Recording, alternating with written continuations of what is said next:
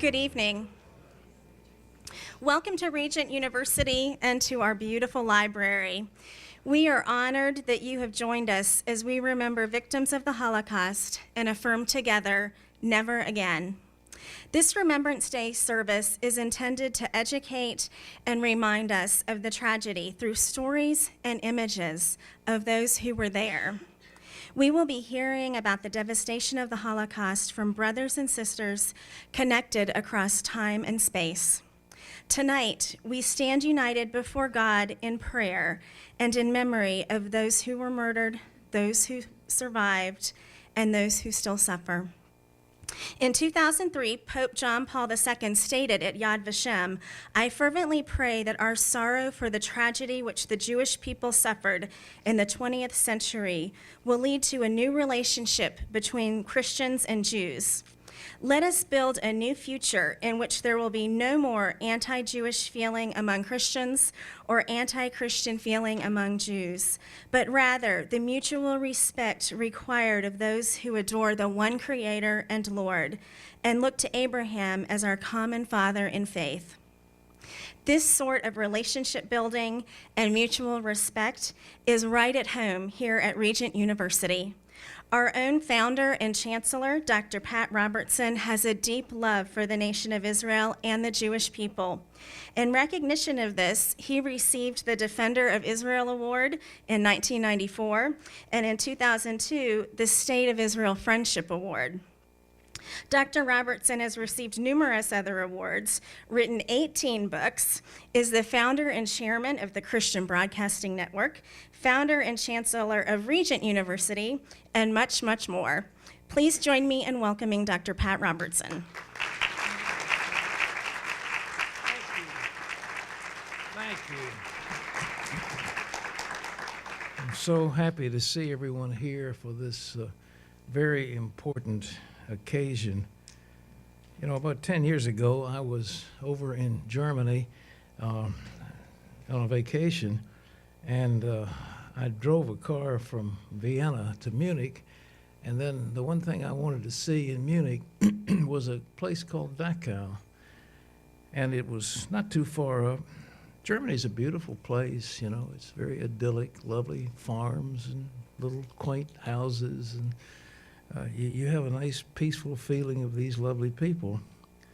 And then you get to Dachau, and that hideous sign over the gate, "Work makes free." And you realize that here was a place where thousands and thousands of innocent human beings were packed in boxcars and driven into their death. I went into the gas ovens, and I saw where it was done, where they would first kill the people with Zyklon B gas, and then they would burn the bodies. And this ash was falling over the city from the times when the crematorium were active. I saw pictures of some of the terrible tortures that were inflicted on the Jews. It wasn't that they just killed them. They were tortured. And one particularly thing that struck in my mind, they hung them by their hands backwards, like on crosses, so it would wrench their shoulders or their arms from their shoulders and put them in terrible anguish. All this by a supposedly civilized country, a country supposedly that was given over to great culture with the Wagner and Mozart and people who Bach, various musicians and philosophers. But there was something there that was wrong. And when I saw that, I vowed, as I'm sure many of you would do the same thing, we cannot ever let this happen again. In 1974, I believe it was, I was in Jerusalem. It was on Christmas Day. And I had an interview with Yitzhak Rabin, who was then Prime Minister of Israel. He'd been Chief of Staff of the IDF, and he was now in charge of the country. In those days, Israel was isolated. There was an oil embargo that had been put in effect by the Arab nations, and Israel was very much alone. And when I met with Prime Minister Rabin, my heart went out to him, and I said, how can we help you? And you know what his answer was? He said, be strong, be strong. That was the cry, please be strong. And I let him know that the evangelical Christians in America were his friends of Israel. And when I got through that interview, I drove up to the Mount of Olives. We were staying at the Intercontinental Hotel on the Mount of Olives, and it has a big picture window in the dining room, and you look over the Temple Mount. I had a group, maybe 150 people with me, and we were there, and as I spoke to them, I made a pledge, and I said, what my vow is that CBN, the ministry I had, and myself personally, from this moment on, we're going to stand with Israel, whatever the price might be, whatever it costs us, we will stand with Israel. And I'm pleased to report that years later,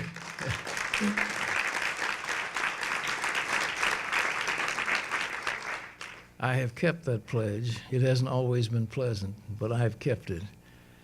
And I believe we say, well, this will never happen again.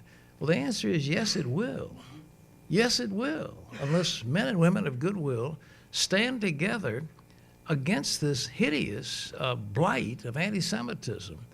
And the United Nations is rife with anti-Semitism. They have votes in the General Assembly with only one negative voice, which is the United States. The rest of the nations clamoring to destroy Israel. You remember the one vote they had, they branded Zionism as racism, and it goes on and on. And even now, Israel is isolated and beleaguered, and the nations are trying to take away from them their historic capital. They want to divide Jerusalem and actually take it away. They want to take all that little sliver of land, not only where Israel is, but what's called the West Bank. They want it all. They want to engulf this little tiny nation and destroy it. That same spirit is in the world today. But those of us who love Jesus Christ will stand with Israel. And the pledge I made way back there with Yitzhak Rabin, I reaffirm today, we are not going to let this Holocaust happen again. We're going to stand with Israel, whatever the cost may be, and we're going to fight for this country and for the Jewish people in this hour of their need. And those of us who are of goodwill will do the same thing because we're all together. We're one. You know, it isn't a contest between Jew and Christian. It's a question of brothers and sisters standing together, arm in arm, hand in hand, against the forces of oppression, the forces of evil, and the forces that brought forth this terrible Holocaust that you're going to hear about. So right now, I've been asked to offer a prayer. And so if you'd bow your head, we will pray together. Oh God, the God of Abraham, the God of Isaac, the God of Jacob, the God who has come down to earth to show himself strong. Thank you, Lord, that you chose a people out of the nations of the earth that they might bear witness to your glory and your splendor and bring forth a code of laws that reflects what your desire is for the ordering of human society. Lord, today, may our hearts be stirred at what was called the Holocaust, at the evil that was inflicted upon the Jewish people as some 6 million were butchered in Nazi Germany. Lord, unite our hearts, we pray, that this will never happen again. And we pray tonight that together we might be stirred in our hearts as we hear of things that are going to happen, things that have happened, and are drawn together in plans of action so that we can see that never again will there be a mass murder like it was in Nazi Germany. Thank you, Lord, that we can be here together as brothers and sisters in the bonds of love. In your holy name we ask it. Amen.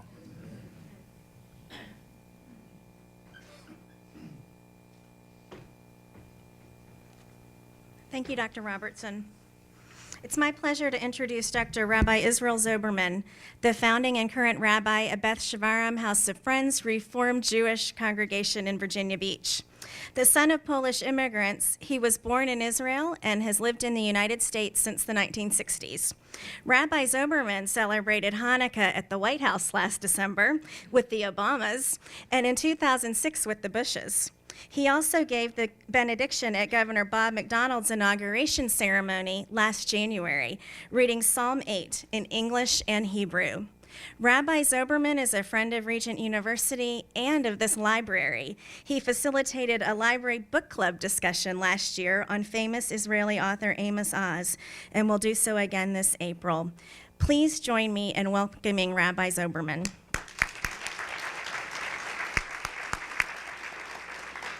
Thank you so much. Just a slight correction. I was born not in Israel, unfortunately. I would have loved to be born in Israel, of course. Who doesn't want to be born in Israel? I was born in Kazakhstan, and I love Kazakhstan. I've not been back yet since I was 6 months old, but I was born to Polish parents who met in Siberia in 1944, and they gave birth to me. Thank God. A year later, it was Kazakhstan. We returned to Poland in 1946. Had to escape after only 4 months and ended up in Wetzlar, Germany, in a DP camp for 2.5 years. And then, finally, I made it to Israel. And I was a mature young man at the age of 3.5 years old. And so, but thank you for the lovely introduction, truly. It's good to be among friends. Chancellor Robertson, we have known each other for a long time, What a blessing you are to the state of Israel, to the Jewish people, truly. And President Kempter, what a joy it is to have met you, and good luck. And truly, we are among friends. I know that members of the Jewish community who have joined us here tonight know that we are at home, and we can really appreciate the hospitality accorded to us and the fact that you have chosen to honor us, observing this day right here at Regent University. And we have a great artist and a chaplain and general and their family, and we are one family. We are one family. You know, when you let a rabbi speak, it's dangerous. I can go on, and I have so much to share with you. So I hope to come back. If you invite me, President, Chancellor, please do, please do. Before we recite the Kaddish prayer for the so many that we have lost, let me tell you that I do regard myself, though I was born November 45, a little bit after the war, but nonetheless, I had to escape from Poland in 46. I do regard myself as a member of what we call Sherit HaPleta, the surviving remnant of European Jewry. A Hasidic master has taught us forgetfulness leads to exile, and remembrance leads us toward redemption. The Hebrew Scriptures alerts us time and again, Zachor, remember that you were slaves in the land of Pharaoh. Gedenk, in Yiddish, the language spoken by East European Jews for 1,000 years. My own beloved tongue in my early childhood, till I came to Israel and picked up Hebrew. Remember that you were slaves in pagan Nazi Europe, where we lost, as we heard Dr. Robertson, 6 million brothers and sisters, including 1.5 million Jewish children, including 3 of my first cousins in the Ukraine, ages 2, a little girl, 12 and 14, her brothers. Dear friends, we also mourn the 5 million Gentiles who perished also. We celebrate, though, the liberators, Americans and Russians, including my own Polish father who served in the Russian army for 5 years, who blocked and crushed with their subhuman body and spirit, the super race at the gates of Moscow and at the outskirts of Leningrad, now St. Petersburg, and so many other places, because they knew They had to put an end to the enemy of humanity. We remember the heroic physical and spiritual resistance at the Warsaw Ghetto and elsewhere. We remember those who begrudged both, I believe, the Jewish and Christian covenants with the God of the commandments, the mitzvot of loving kindness, the very foundation of Western civilization. We also remember Ahmadinejad of Iran, a Holocaust denier, who at this moment is plotting to conclude what Hitler began. Zachor, Gedenk, remember. And so let us together, one family, affirm the God of life in the face of so much destruction, as we reaffirm together, one family, our commitments to Shalom's blessings of healing, hope, and harmony for all of God's children. And this, again, faithful turning point for humanity. And let us together somehow yet turn hatred into love, I pray, pain into promise, blemishes into blessings, and darkness into light, as we rise to remember and to honor those who perish. Would you kindly stand, please? Those who can stand, of course. Those who are blessed with the ability to stand. My dear David, you can sit down. You have earned the right to do so. You'll hear from David shortly. And so, the words of the Kaddish prayer were written in Aramaic in the 1st century, which again unites us all in very significant ways. And so we join, and I think you have the words in front of you, I believe. יתגדל ויתקדש שמי רבה בעלמא דברה חירותי וימליך מלכותי בחייכון וביומכון ובחיי דכל בית ישראל בעגלה ובזמן קריב ואמרו אמן. יהי שמי רבה מבורך לעולם לעולמי עולמיה. יתברך וישתבח ויתפאר ויתרומם ויתנשא ויתהדר ויתעלה ויתהלל שמי דקודשה בריחו לעילה מן כל ברכתה ושירתה תושבחתה ונחמתה דאמירן בעלמה ואמרו אמן. יהי שלמה רבה מן שמיה וחיים עלינו ועל כל ישראל ואמרו אמן. עושה שלום במרומיו הוא יעשה שלום עלינו ועל כל ישראל ואמרו אמן. May the one who is making peace among heavenly bodies to protect our planet Earth, may this ultimate power enable us to do what both faith traditions have called upon us to do, to bring Shalom's blessings to one and all. Let us say Amen. Kindly be seated. God bless.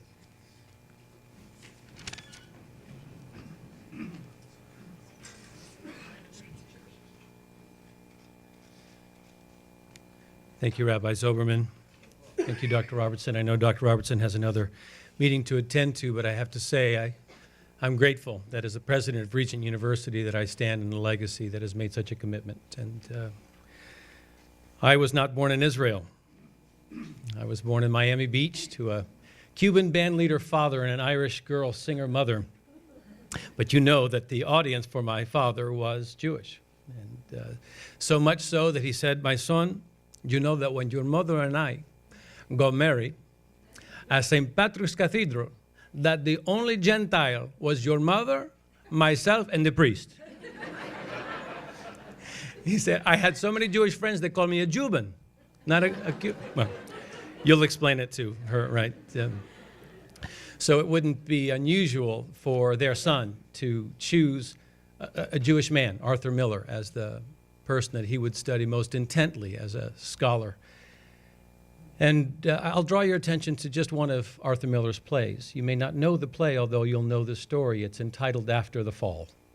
And in After the Fall, Arthur Miller recounts what was for him a tragic time in his life. As you know, he was married to Marilyn Monroe, and critics absolutely lambasted After the Fall because they said it was a play that was simply too early written. It was written simply as autobiography. What you'd find in After the Fall is in the setting for the play, Miller constructs a blasted out, this is a quote, a blasted out tower from a concentration camp. And as the action in the play continues, that backdrop continues as well. And at the climax of the play, Quentin, clearly Arthur Miller, is speaking to Maggie, clearly Marilyn Monroe, and she has taken barbiturates and she's near her death. And he said, in her last breaths, I heard the footfalls of my coming peace. And he realized that there was murder in his own heart as he wished her dead, because her state was so fragile and had pulled so much of himself away from life. And he looked up at that tower and he said, is this not bizarre to anyone else? He said, yes, my brothers died here, and yet my brothers constructed this tower as well. And he comes full circle and acknowledges precisely what we've been talking about tonight. We all read this morning in the paper about a young man named Jason Bailey, 23 or 4-year-old man, who's a hockey player, who has filed a lawsuit because he said, I am a Jew, and because I am a Jew, I was not played. Instead, I was sent to a minor league farm team. We don't need further examples, but they exist everywhere. Here is a quote from the Archbishop of Canterbury just 2 years ago. He wrote that International Holocaust Remembrance Day is not simply an annual opportunity for reflection on a past event.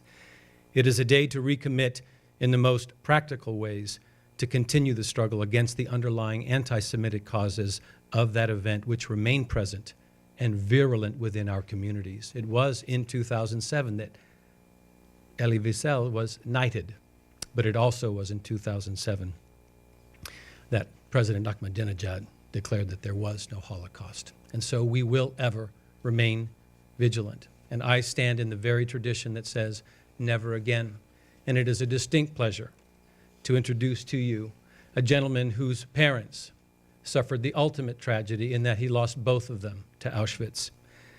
Mr. David Katz is from Chesapeake and is a member of the Holocaust Commission of the United Jewish Federation of Tidewater, and as a Holocaust survivor himself. He speaks often to groups like this around our region about his struggles to survive World War II. He is also the author of a book on the topic.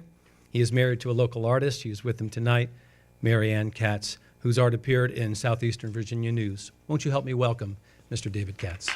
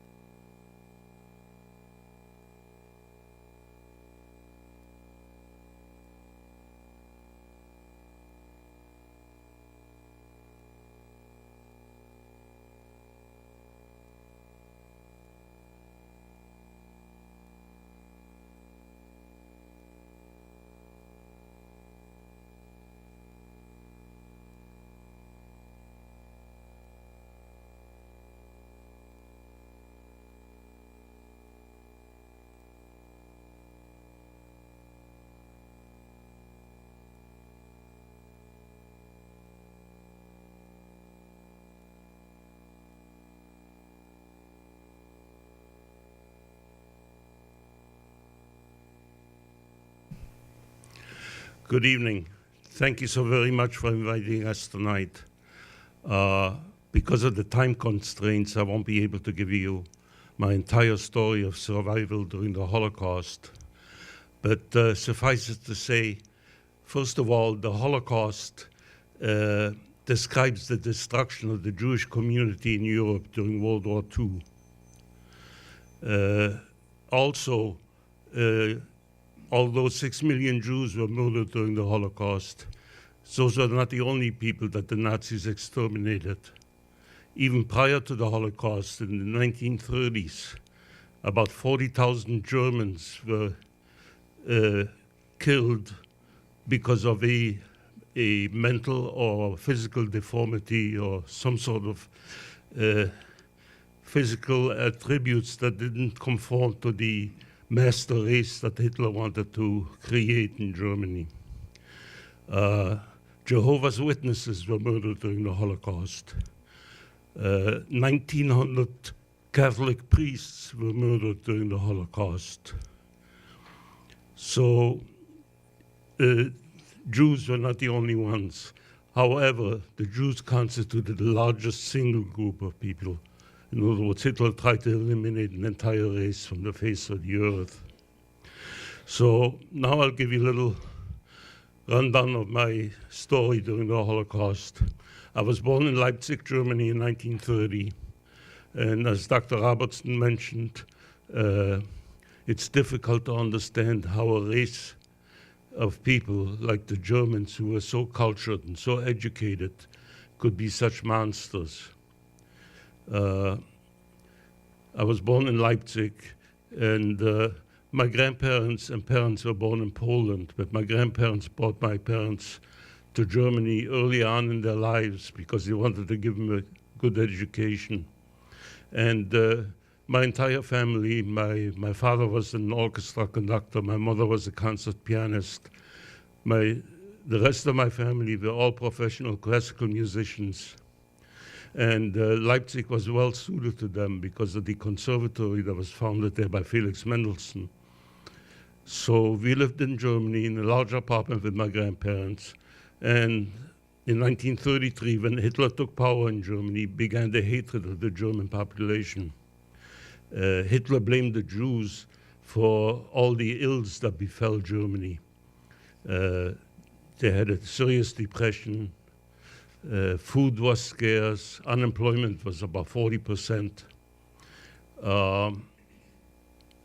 Also, when the Allies defeated Germany during World War I, the strict sanctions that were imposed upon Germany, Hitler resented that, and he accused the Jews of being the troublemakers that stirred up the sanctions that were imposed on Germany. In other words, they're no longer supposed to have an army. They couldn't build weapons. They had to pay reparations to the Allies for waging war against them. So little by little, the situation in Germany got worse and worse. The first thing Adolf Hitler did was an embargo on Jewish merchants, so the non-Jewish population could no longer shop in Jewish-owned stores. That was followed the night of May 10, 1933, by massive book burnings throughout Germany. So any books that were either written by Jewish authors or dealt with Jewish history, or even such books as novels by Ernest Hemingway, for example, the Nazi government considered those books to be inappropriate for the German population, and they were burned in all of the major cities during that year in Germany. In 1935, at a meeting in the city of Nuremberg, the Nazi party came up with a set of rules that would apply to the Jews. So even Jews who were born in Germany lost their German citizenship. It's odd because tens of thousands of German Jews served in the German army against the Allies during World War I, but that didn't make any difference to the Nazis. Starting 1935, race laws were established in Germany. So intermarriage between Jews and Christians was strictly forbidden. As a matter of fact, it was a death sentence. Jewish lawyers could no longer practice in the courts. Jewish doctors could no longer treat non-Jewish patients. The sports and entertainment industry became off limits. Even such things as benches in the parks, for example, had signs on them, no dogs, no Jews. So as you can imagine, life for the Jews in Germany was not very pleasant anymore. All this culminated the night of November 9 and 10, 1938, known as Kristallnacht in German, or the Night of Broken Glass. At that time, I was going to a school that was founded by a rabbi in the city of Leipzig, a school strictly for the education of Jewish children, because the Nazis made it extremely difficult for Jewish children to be educated in the German schools.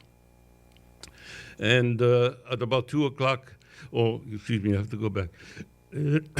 Excuse me.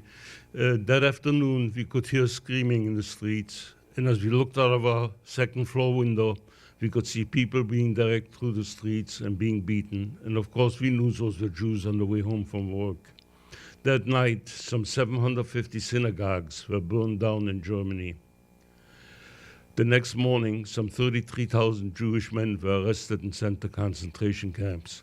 Now, concentration camps were established in Germany right after Hitler took power in 1933, and they were used to house German dissidents. In other words, any German citizen who spoke out against the Hitler regime or against the Nazi government or against the treatment of the Jews, they would be arrested and sent to those camps.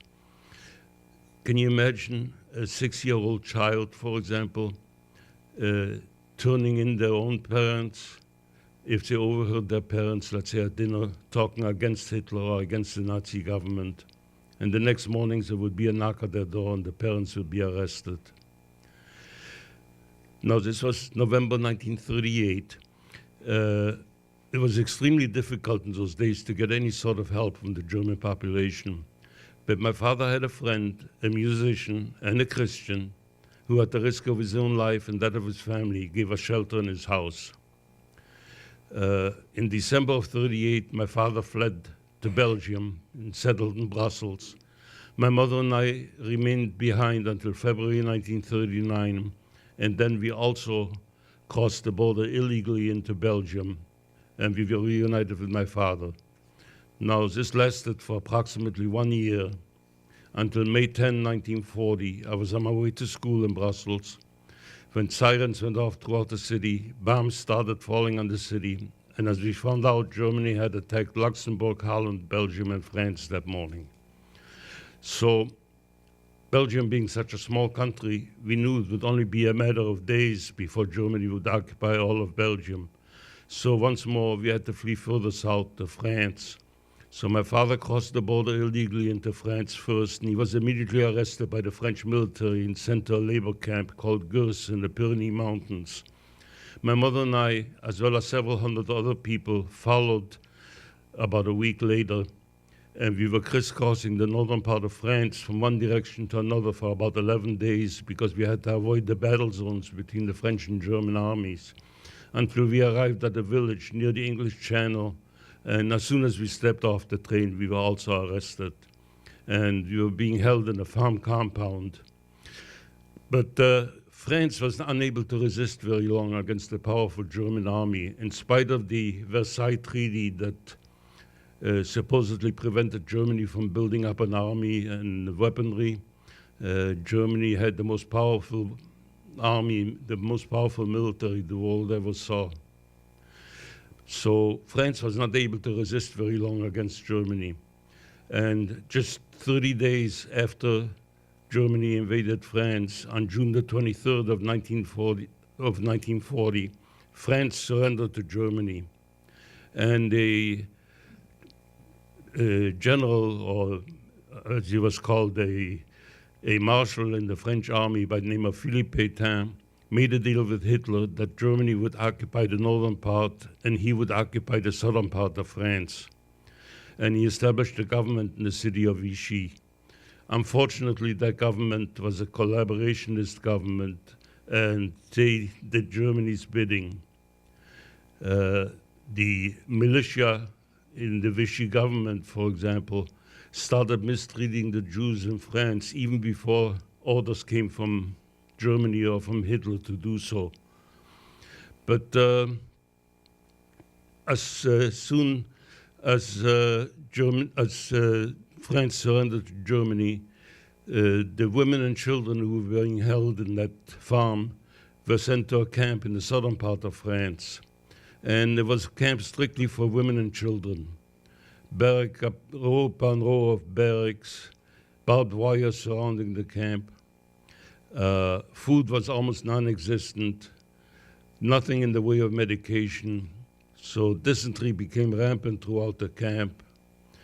But we remained in that camp for about 1 year when we received papers necessary for us to come to the United States from an aunt and uncle who settled in the United States in March of 1939, before World War II broke out. So as soon as we got those papers, my mother and I, as well as my father, who was in a different camp, we were sent to an immigration camp near the city of Marseille on the Mediterranean, because that's where we would board the ship to come to the United States. Unfortunately, the United States had a very strict immigration quota in those days. The man in charge of issuing visas for the State Department, a man by the name of Breckinridge Long, was a staunch anti-Semite. And in spite of the fact that Roosevelt had allowed him to issue passports to the Jews in Europe, Long issued less than 10% of the visas he was allowed to issue. One of the unfortunate things that happened during World War II. But we were reunited in that immigration camp in southern France, and while we were waiting for a number to come up, disaster struck once again. December 7, 1941, the Japanese attack on Pearl Harbor, and 4 days later, on 11 December 1941, Germany declared war on the United States. So our hopes of getting alive out of Europe came to an end that day. Shortly after the United States went to war with Germany, we were transferred to another camp, which was close to the Mediterranean at the foot of the Pyrenees Mountains. And by then, it was fairly warm. The sanitary facilities were all in open trenches. Flies and mosquitoes spread malaria and typhus and other diseases throughout the camp. And it was not unusual for anywhere from 25 to 30 or 40 people to die every day from those diseases. But in that camp, we were separated in 3 groups, the men in one section, women in another, and children in yet another. And the children were being taken care of by a children's aid society called the OSE in France. But the only contact that I had with my parents was across barbed wires. We remained in that camp only a short time when there was a meeting of the Nazi hierarchy in Berlin, at which they appointed Adolf Eichmann to head the Jewish office, and he was the architect of the mass murders of the Jews of Europe. It was under his direction that they established major extermination camps in Germany, Poland, some of the other occupied countries, and equipped with gas chambers capable of killing tens of thousands of people on a daily basis. And shortly after that, we were rounded up for roll call in the morning, told to pack what little we had, and we will be shipped to the east. Well, very little was known about the East. Everybody thought we would be going to a labor camp. But the OSE, the Children's Aid Society, made a deal with the Vichy government that the children should not be shipped to the East at this time. So as we watched the adults, including my parents, being taken out of the camp, the children were taken to an orphanage near the city of Limoges. I remained in that orphanage for approximately 1 year, when the mayor and the chief of police of the nearby village notified the authorities that there would be a raid on the orphanage for the older boys. Well, I didn't know who the older boys were. I was just about 13 and a half at that time. I didn't have any papers proving my age. So the next morning, as we heard trucks approaching the orphanage, one of the other boys and I managed to jump out of a second-floor window, and we quickly left the area of the orphanage. Now, I remember my parents talking about Switzerland, that Switzerland being neutral, we would be safe there. So I decided to go to Switzerland. The only way to get there is to start walking, because there was nothing in the way of public transportation available in those days. So you had a few buses, but every few miles down the road, the German military or the French who collaborated with them would stop the bus, check for identification papers. So it took me approximately 6 months, mostly on foot, once in a while being able to catch a ride with a farmer on his wagon to get to the vicinity of the Swiss border. But the Germans had the border so fortified that I found it impossible to get across. By then I was half frozen, came off the mountain, ended up in the city of Lyon in northern France. And Lyon was a large city, had a huge German garrison, and you literally couldn't take 10 steps without somebody stopping you. So I went further south to the city of Grenoble, which was also at the foot of the Alps mountains, but closer to the Italian border. And the same situation existed there. But while I was there, I ran into a member of the French resistance. And he told me about a village about 30 kilometers south of there, where the Catholic priest was helpful to both Jews and members of the resistance. So I went to that village, introduced myself to the priest. He immediately sent his housekeeper out to get me clean clothes and shoes. I'd been wearing the same clothes for 6 months. and the priest put me up in his residence next to the church. This went on for approximately 4 months. Eventually, the Germans became suspicious of the priest's activities, that he was hiding people. So he couldn't afford to hide me any longer. So he knew an elderly farmer and his wife in the area who needed help. So in exchange for room and board, I went to work for that farmer. This was now 1944. I was 14 years old. Being a small village, the Germans didn't have any troops there, but every week or every 10 days, they would send columns of troops up from the city of Grenoble to do house-to-house searches, looking for members of the resistance or for Jews. And at such time, I would join members of the resistance who were hiding in the woods. From there, they would attack the Germans as they came through the village and blow up their ammunition dumps and so forth. But being barely 14, I didn't do any of the fighting. They made use of me as a courier. I would deliver messages from one group of resistance fighters to another, telling them approximately how many German troops came to the village and what their armament consisted of. And coming back from one such trip, I was walking on a country road, in the middle of a country road, on the way back to the farmhouse where I was working, when all of a sudden about 20 German soldiers jumped out of the ravine on both sides of the road. They had been hiding there, and yelled at me in German to raise my hands. Well, I couldn't admit to speaking German because one question would have led to another. So I pretended not to understand till one of them motioned for me with his hands to raise my hands. And they discussed among themselves what to do with me and decided to take me back to the village, the police headquarters, for questioning. And as they were marching me back to the village, about half of them in front of me and the other half in back of me, they were fired upon by some members of the resistance. And in the ensuing confusion, I was able to get away and ran back to the farmhouse. Now, this was 1944. I remained at that farm until May of 1945, when World War II ended in Europe. And as soon as the war ended in Europe, I went to Paris, because the American embassy being in Paris, it would be easier for me to make arrangements to come to the States. And the first thing I did is to contact the International Red Cross and some other refugee organizations to find the whereabouts of my parents, grandparents, aunts, uncles, cousins that I had living in Europe.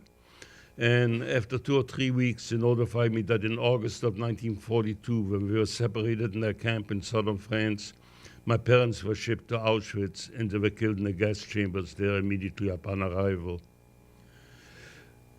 Out of the remaining members of my family, my grandparents, aunts, uncles, some of them were killed in Auschwitz, some of them in Treblinka, another death camp in Poland.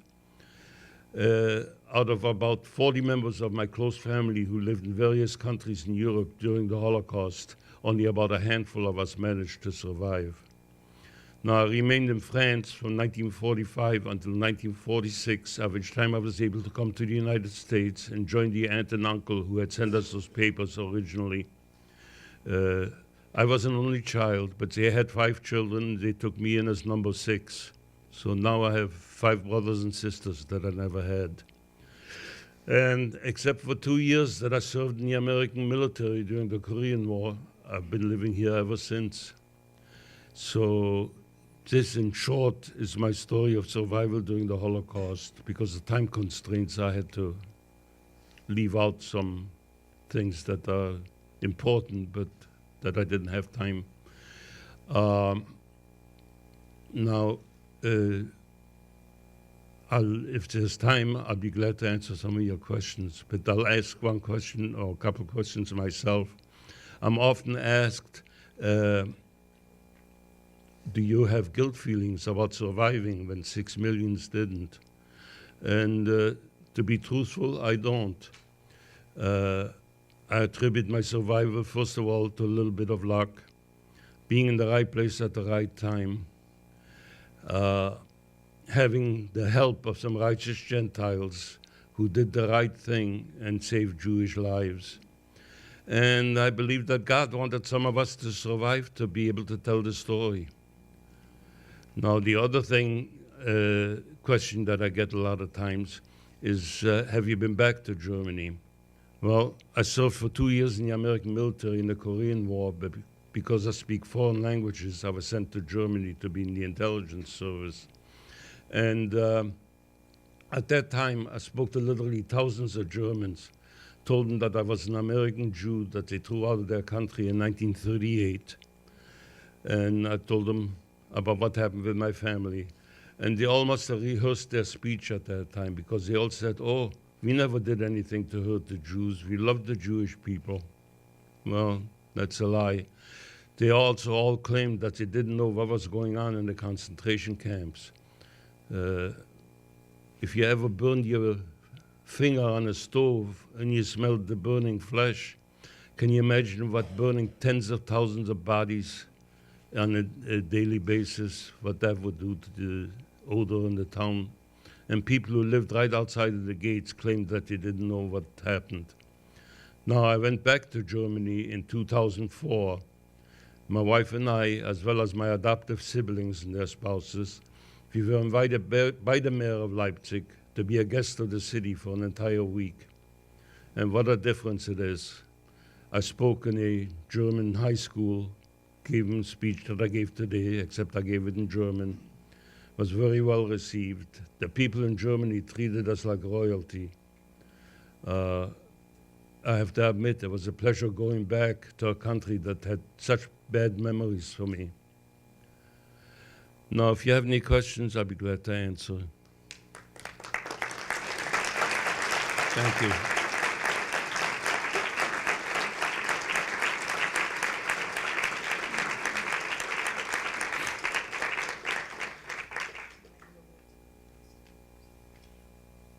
Any questions?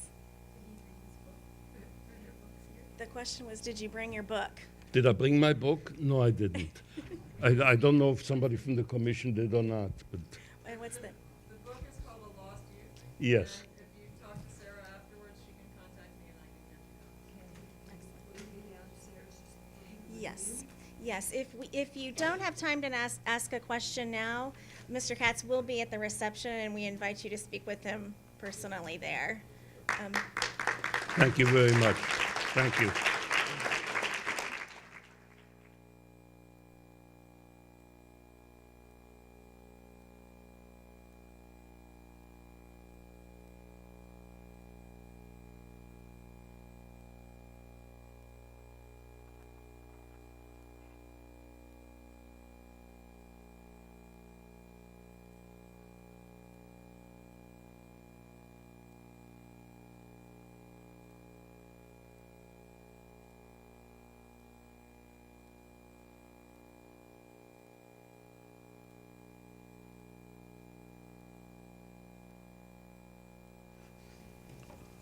Outstanding.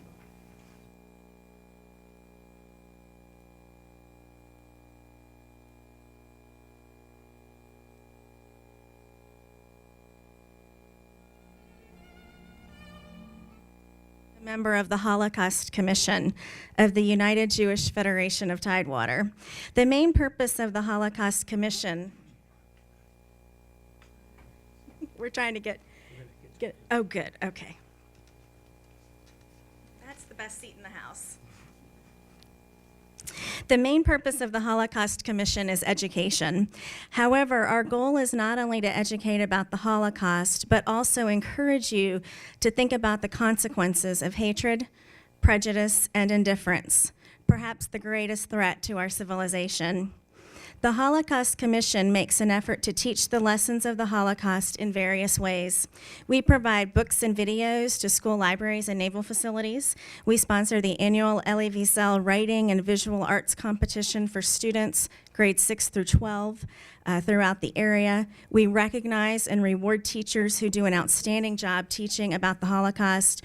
We escort survivors to schools and community organizations to address students and adults alike. And we have had a member of the commission here with us tonight, Mr. David Katz. We are so fortunate to be able to hear from David, to be able to hear from our survivor today, because we are part of the last generation that will be privileged to hear survivors tell their stories directly. It is our hope that you will apply the lessons you learned today to the moral decisions you make every day in your own lives. If you do, you will be honoring our treasured survivors. Tonight, we also honor those whose voices we can't hear, but whose faces we see in the images from the Auschwitz album and the artwork of the Auschwitz album revisited in our gallery downstairs. Reverend Sonny Matthew will now introduce our artist, Dr. Pat Mercer Hutchins. Thank you. It's my distinct honor to introduce Dr. Pat Mercer Hutchins. First, I know, Rabbi, you mentioned where you were born. I know Dr. Campo mentioned where he was born, Miami, Florida. I just want to say I'm from the South. What I mean by that is south of India. And I came here in 1990 to study here at Regent University, and I've been working at CBN. My boss, Dr. Joel Paulse, is here, the chaplain of CBN. So it's really a privilege for me to be part of the CBN and Regent community these 20 years. And how do I introduce Dr. Pat Mercer Hutchins? All I can say is she's full of life. She's somebody who is bubbling forth with love for Israel. Let me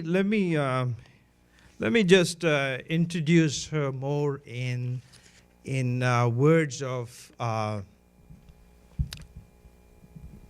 the obedience of one person and how God unfolds things for that individual. That's the way I want to introduce Dr. Pat Mercer Hutchins.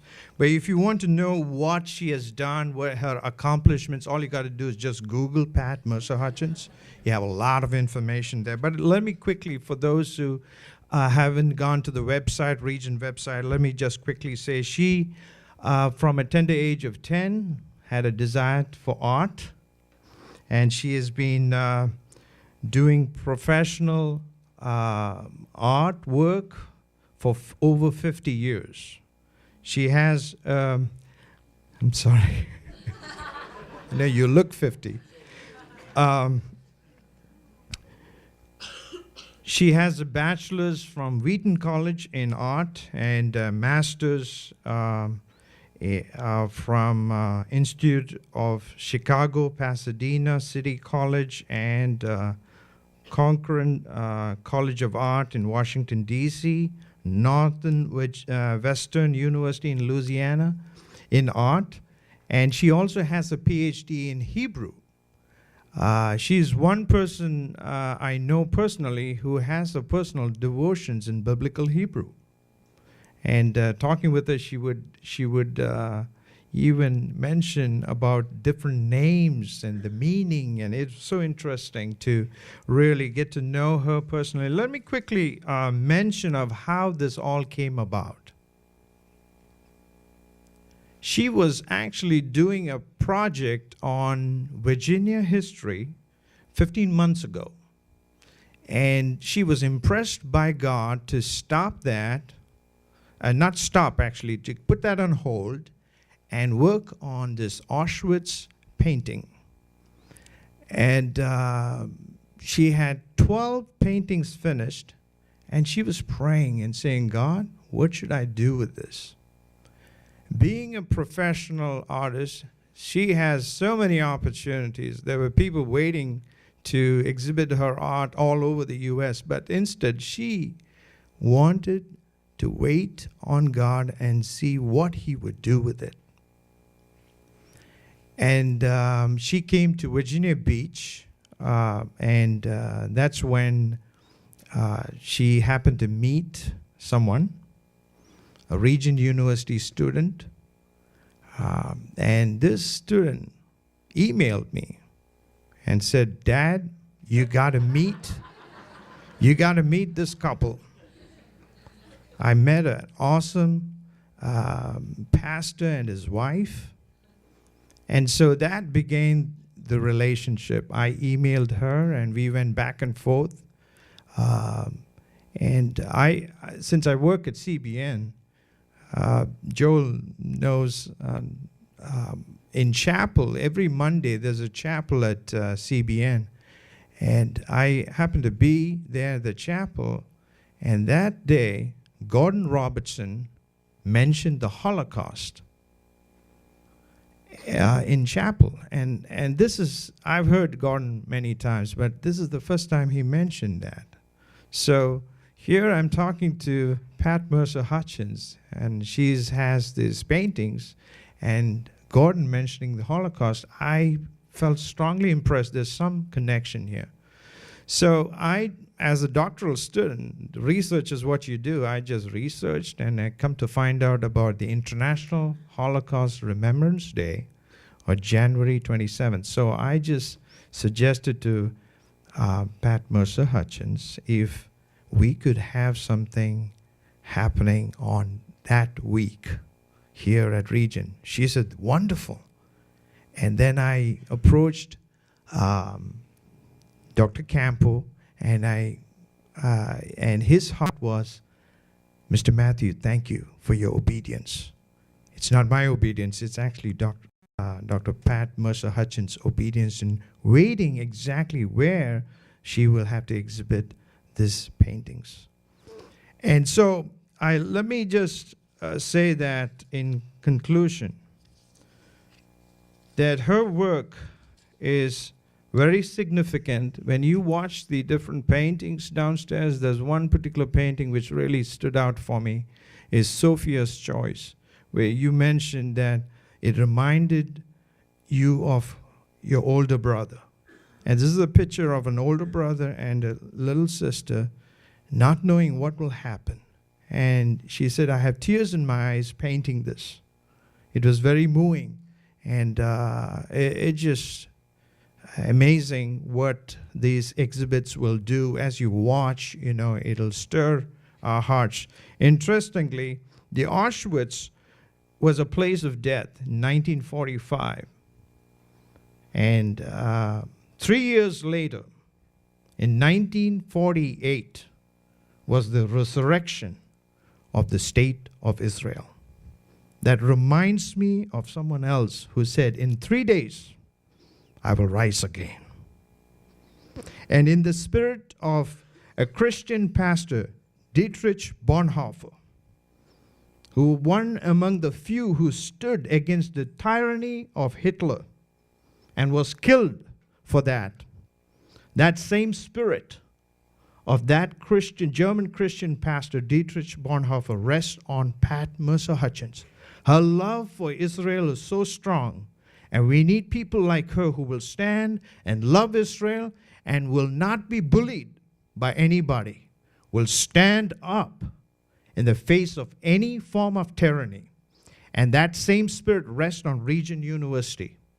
And we will not allow anybody to bully us, whether it's any kind of genocide, whether it's against the Jews or any people. We will not. We will say together, never again. Let's say that. Never again. Please welcome Dr. Pat Mercer Hutchins.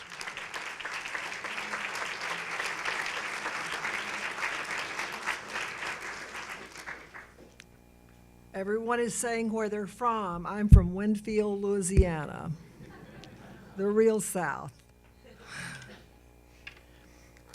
I'm going to cry, I know, so get ready. I've been crying for weeks. When I was about 10, my mother put me in front of her. I wish she could be here. If you knew my mother, when she got ready to say something, she put you right in front of her. And she said, now, Patty, I'm going to tell you something very important. You can remember it or you can forget it. And so I listened, of course. And she said, if you bless Abraham, you will be blessed. Now, she didn't cry. And she said, if you curse Abraham, you will be cursed. Do you understand me? And of course, I hadn't the slightest idea what she meant. I mean, I'd read about Abraham, but I knew the only answer to anything my mother asked was yes, ma'am. So I said, yes, ma'am, I will remember. And I never have forgot it. It was so huge in my life. So the power of a mother, the power of a priest, of a rabbi, of somebody somewhere who believes something is absolutely incredible. I would like my family to stand. My husband, Brigadier General Jim Hutchins, he's the one with the strength now, the power. He is an airborne ranger, alligator-eating man. And the reason I don't move is because I'm right behind him. And then I have my children here, Sarah and Rachel, my Sarah and Rachel, and Nathan. Nathan, I'm my grandson. He's not a child. I mean, he's Nathan, Tina, Tori. Are there any other of my children here? Thank you.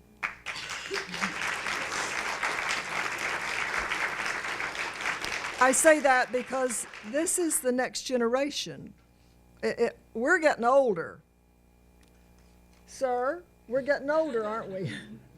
We have to, it's the young people we have to teach. They have to feel it in their bones. They have to feel it strong enough. They have to be willing to give their life for truth.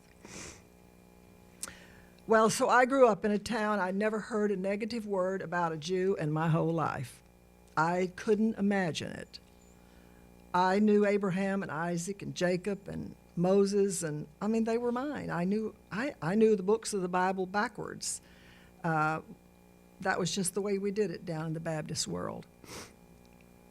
And then I went to Wheaton College, and there I met my husband, who had, as he often said, he was going to hell as fast as he could, and he almost made it. But he went into the Army instead. And a chaplain reached him, and that chaplain loved Israel. And he taught him in 1 year everything he would ever need to know. Now, this is a chaplain. There again, one person telling one person.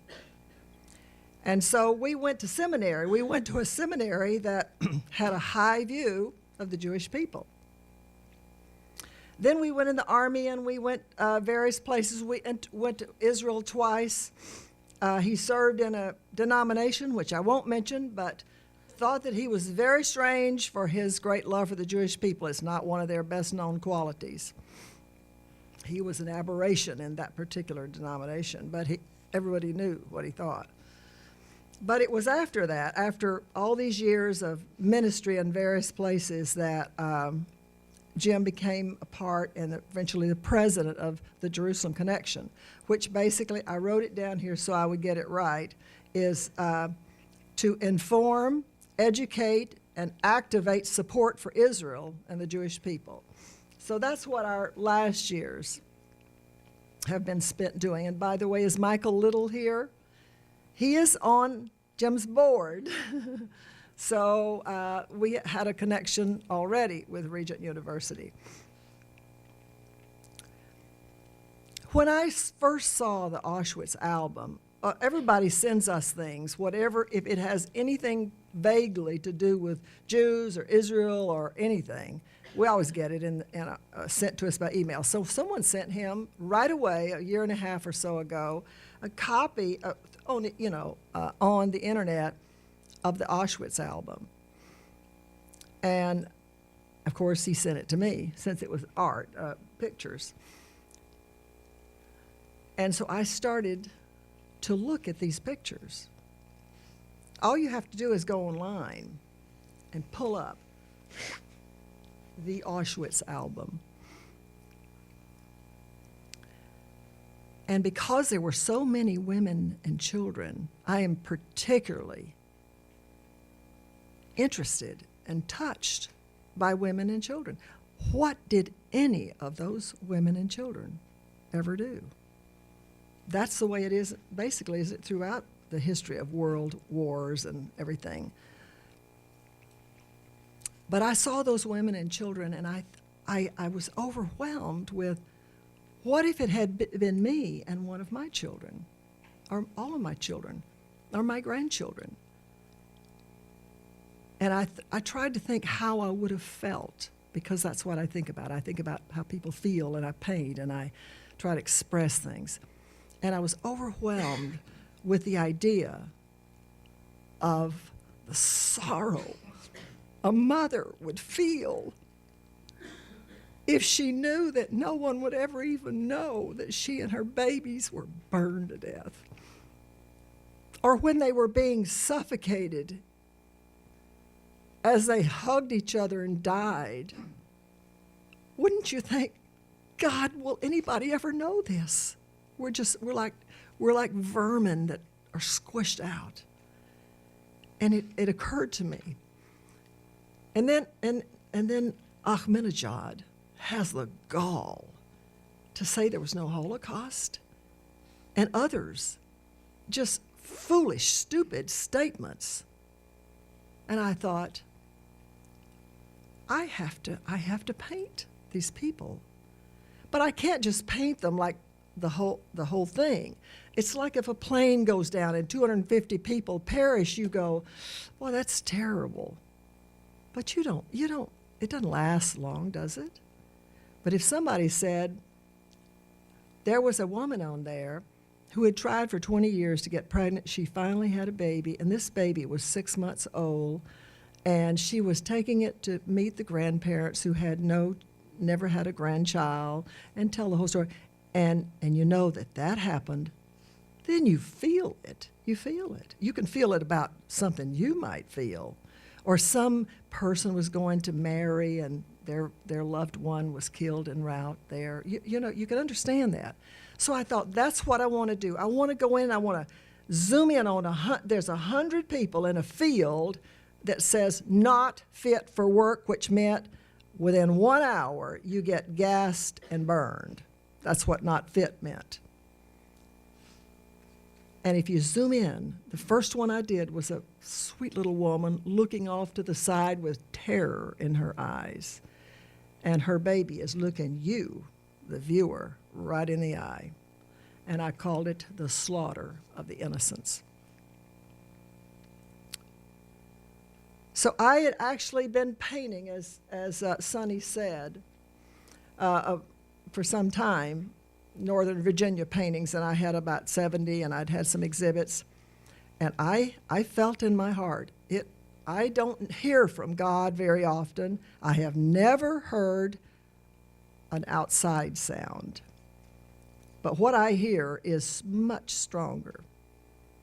I heard as clear as if someone had spoken to me, stop the Northern Virginia paintings, paint the Auschwitz paintings. And I thought, okay, Lord, I think I hear you telling me to paint these paintings. How many should I paint?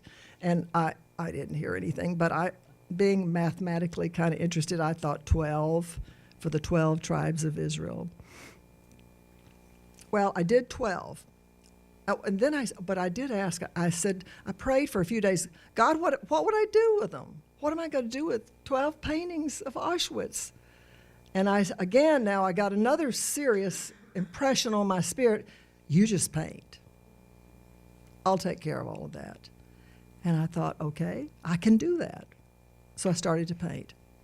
When I'd finished the 12th, we came to Virginia Beach, which we've done for the last 30 years. But we went to this little restaurant, and a beautiful, beautiful girl was our waitress. Now, I don't mean she's pretty. I mean, she's a knockout. And I said to her, are you from India?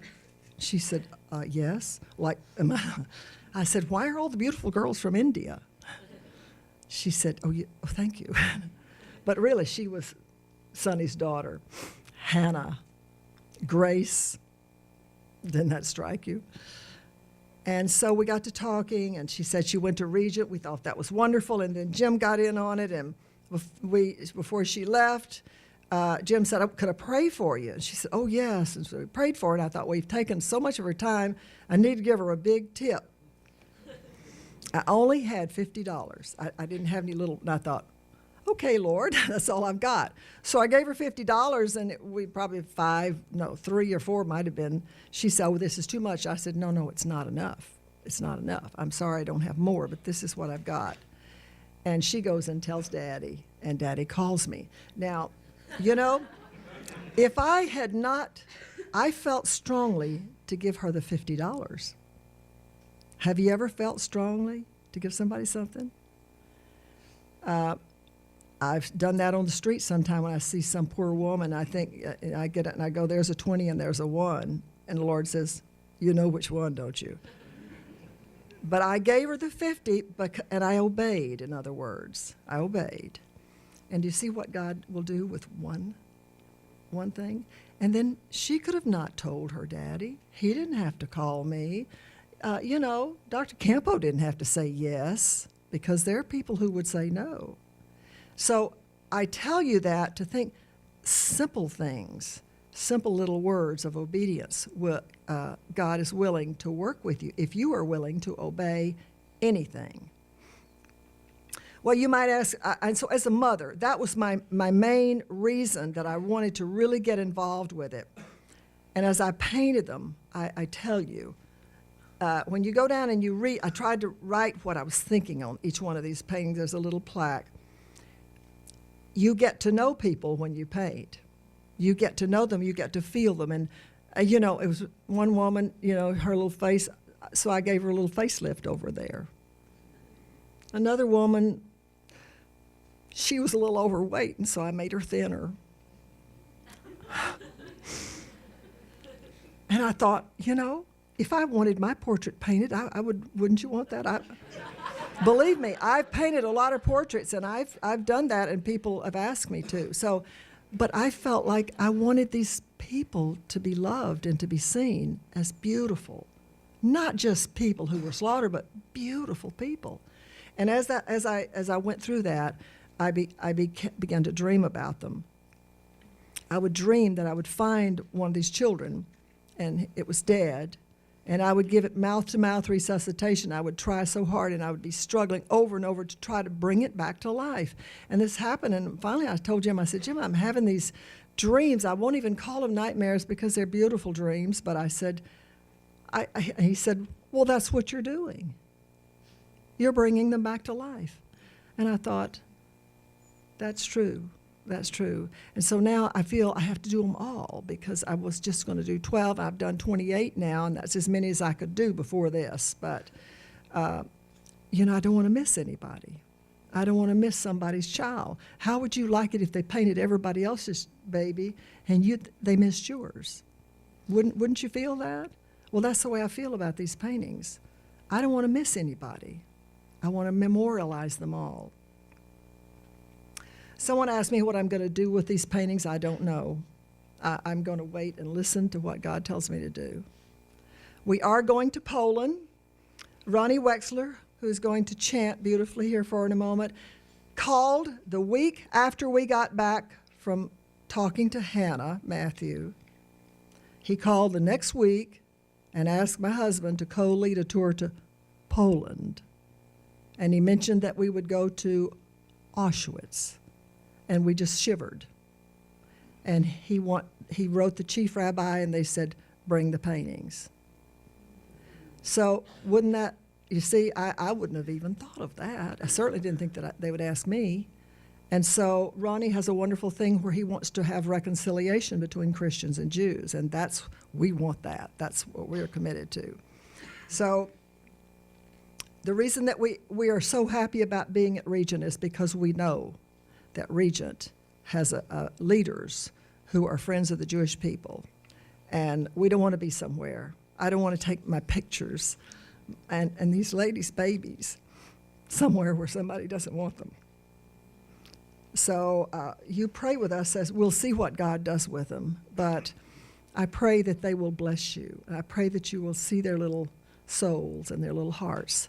And as I've said on some of the things, the murderers of those people are waiting the judgment day. They will be judged. There is nothing that is covered that will not be revealed. So we trust God. And I will finish with one thing. We must be aware of racism. It is all around us. Somebody has to stand up in your little local area, in your neighborhood, at the store, at your church, wherever you are. You have to stand up, because if you don't, others won't. If you do, there'll be some who'll join you. And it is so huge that each one of us has a chance to make an enormous impact and maybe even change the world if we start where we are. So God bless you, and thank you. I'm so thrilled to see all of you come to, and I will be downstairs to meet anybody who would like to talk about them. Thank you.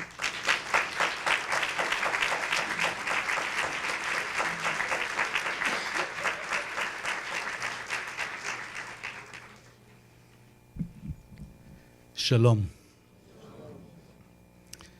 הנה מה טוב ומה נעים שבת אחים גם יחד. How good it is and how pleasant for brethren to dwell in unity together. It is such an honor for me to be here tonight. I wouldn't miss it for anything. I came here just for tonight. I'm flying back tomorrow. Everybody introduced themselves as from where they came. I came from Israel. I was born in Israel.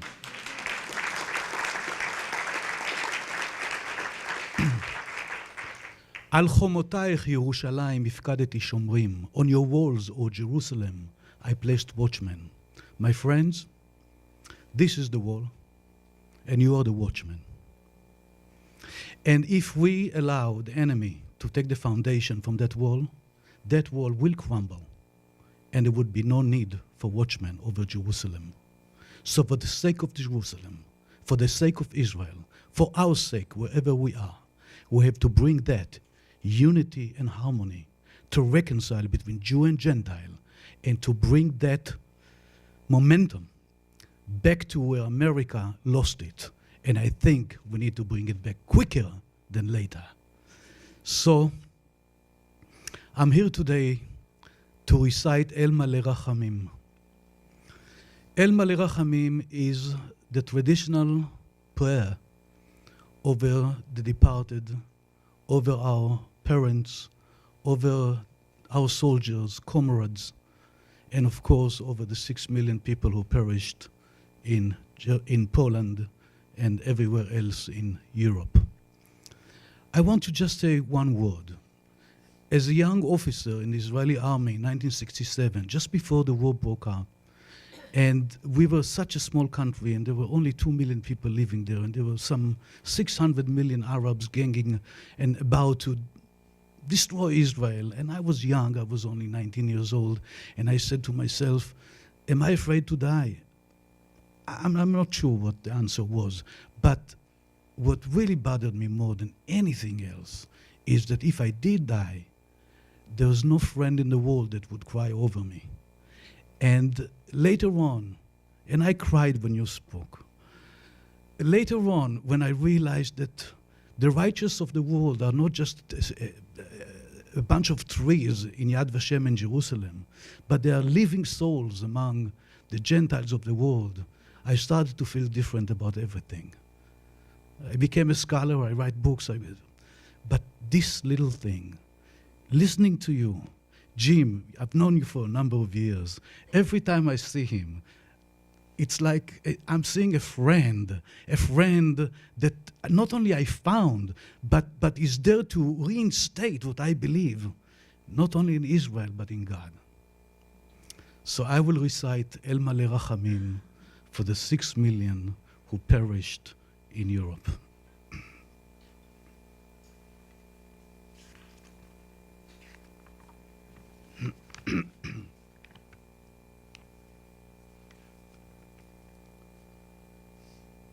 El Maleh Rachamim, שוכן במרומים, דיין אלמנו, ואבי יתומים, המצר מנוחה נכונה על כנפי השכינה, במעלות קדושים וטהורים, כזוהר הרקיע מאירים ומזהירים את נשמות הקדושים שנהרגו ושנשרפו ושנחנקו ושנקברו חיים בידי הנאצים ועוזריהם, יימח שמם, באושוויץ, בירקנאו, מיידנק, טרבלינקה ובשאר מחנות ההשמדה. בהם צדיקים, אנשי מידות ואנשי אמונים, תינוקות של בית רבן, עוללים ויונקים, בגן עדן תהא מנוחתם. לכן בעל הרחמים יצרור בצרור החיים את נשמתם. אדוני הוא נחלתם, ויזכור לנו עקדתם, ותעמוד לנו ולכל ישראל זכותם. ארץ אל תכסי דמם, ואל יהי מקום לזעקתם. בזכותם נדחי ישראל ישובו לאחוזתם, והקדושים לזיכרון תמיד נגד עיניך צדקתם. יבואו שלום וינוחו על משכבותם, ונאמר אמן.